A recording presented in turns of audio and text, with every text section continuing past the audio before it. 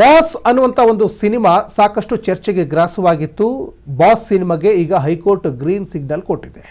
ಇನ್ನು ದರ್ಶನ್ ವಿಜಯಲಕ್ಷ್ಮಿ ಅರ್ಜಿಯನ್ನು ಹಾಕಿದ್ರು ಈ ಚಿತ್ರ ರಿಲೀಸ್ ಆಗಬಾರ್ದು ಅಂತ. ಆದರೆ ಈಗ ಅವರ ಅರ್ಜಿ ಈಗ ವಜಾ ಆಗಿದೆ. ಇವತ್ತೇ ರಾಜ್ಯದಾದ್ಯಂತ ಬಾಸ್ ಬಿಡುಗಡೆ, ಚಿತ್ರತಂಡಕ್ಕೆ ನ್ಯಾಯಾಲಯದಲ್ಲಿ ಗೆಲುವು ಈಗ ಸಿಕ್ಕಿದೆ.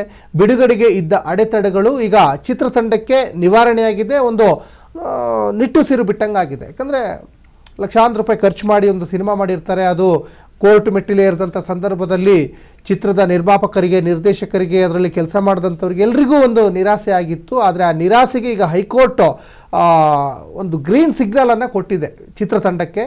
ಮತ್ತು ವಿಜಯಲಕ್ಷ್ಮಿ ಅವರು ಸಲ್ಲಿಸಿದಂಥ ಅರ್ಜಿನೂ ಕೂಡ ಈಗ ವಜಾ ಆಗಿದೆ. ಬಿಡುಗಡೆಗೆ ಇದ್ದ ಅಡೆತಡೆಗಳು ನಿವಾರಣೆಯಾಗಿದೆ.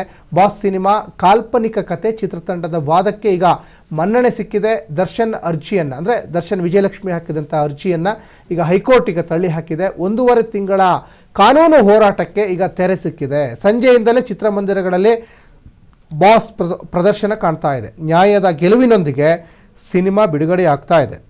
ತನುಷ್, ಶಿವಣ್ಣ ಬಾಸ್ ವಿರುದ್ಧದ ಕಾನೂನು ಸಮರದಲ್ಲಿ ಚಿತ್ರತಂಡಕ್ಕೆ ಜಯ ಸಿಕ್ಕಿದೆ. ಹೈಕೋರ್ಟ್ ತೀರ್ಪಿನ ಬಳಿಕ ಬಾಸ್ ರಿಲೀಸ್ ಈಗ ಫಿಕ್ಸ್ ಆಗಿದೆ ಅನ್ನುವಂಥದ್ದು ಕೂಡ ಗೊತ್ತಾಗ್ತಾ ಇದೆ. ಯಾಕಂದರೆ ಬಾಸ್ ಸಿನಿಮಾ ರಿಲೀಸ್ ಆಗಬಾರ್ದು ಅಂತ ಯಾಕೆ ಅವರು ಅರ್ಜಿ ಹಾಕಿರ್ಬೋದು? ಹಾಗಾದರೆ ವಿಜಯಲಕ್ಷ್ಮಿ, ದರ್ಶನ್ ಯಾಕೆ ಹಾಕಿರ್ಬೋದು ಅಂದರೆ, ಸಹಜವಾಗಿ ಸ್ಯಾಂಡಲ್ವುಡ್ನಲ್ಲಿ ಬಾಸ್ ಅಂತ ಕರೀತಾರೆ ದರ್ಶನ್ನ, ದಾಸ ಬಾಸ್ ಅಂತ ಕರೀತಾರೆ.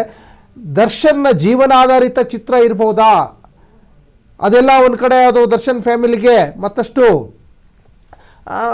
ಆತಂಕ ಏನಾದರೂ ತಂದೊಡ್ಡಿತ್ತೋ ಏನೋ ಗೊತ್ತಿಲ್ಲ. ಹಾಗಾಗಿ ಬಾಸ್ ಅನ್ನುವಂತಹ ಒಂದು ಸಿನಿಮಾನೇ ಕಾಲ್ಪನಿಕ. ಇದು ಯಾವುದೋ ವ್ಯಕ್ತಿಗೆ ಸಂಬಂಧಪಟ್ಟಿದ್ದಲ್ಲ, ಸ್ಪೆಷಲಿ ದರ್ಶನ್ಗೆ ಸಂಬಂಧಪಟ್ಟಿದ್ದಲ್ಲ ಅಂತ ಚಿತ್ರತಂಡದವರು ಹೇಳ್ತಾ ಇದ್ದಾರೆ. ಹಾಗಾಗಿ ಕನ್ನಡದ ಬಾಸ್ ಸಿನಿಮಾ ಬಿಡುಗಡೆಗೆ ಏನು ತಡೆಯಾಗಿತ್ತು, ಆ ತಡೆ ಕೋರಿ ನಟ ದರ್ಶನ್ ಮತ್ತು ಅವರ ಪತ್ನಿ ವಿಜಯಲಕ್ಷ್ಮಿ ಸಲ್ಲಿಸಿದ ಅರ್ಜಿಯನ್ನು ಕರ್ನಾಟಕ ಹೈಕೋರ್ಟ್ ಈಗ ವಜಾ ಮಾಡಿದೆ.